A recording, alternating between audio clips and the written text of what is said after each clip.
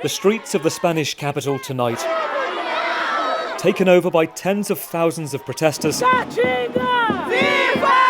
who've travelled from all over the globe to be heard on the doorstep of the UN's climate change conference. Save the climate!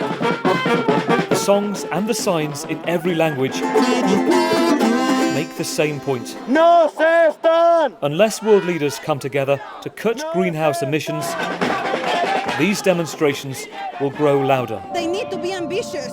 Like they have been too much ambitious about economy, and we need now that they will take decisions to be ambitious about environment, about justice and about fairness.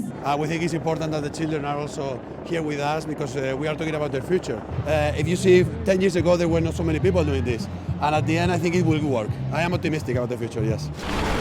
Arriving in Madrid by overnight train from Portugal, the poster girl of the climate movement, Greta Thunberg, was escorted by police to get through the press and paparazzi. Vamos, vamos! Her arrival followed a 3-week sea voyage sailing by yacht across the Atlantic.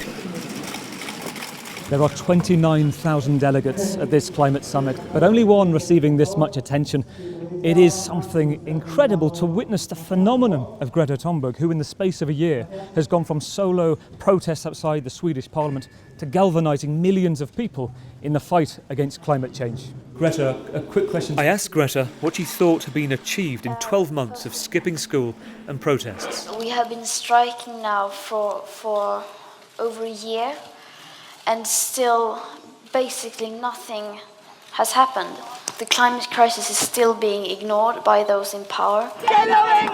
As these protests continue into the night ahead of another week of summit talks, it's clear that world leaders are registering this message that's never been so vocal. But few here believe there'll be a sudden or significant breakthrough. Gavin Lee, BBC News, Madrid.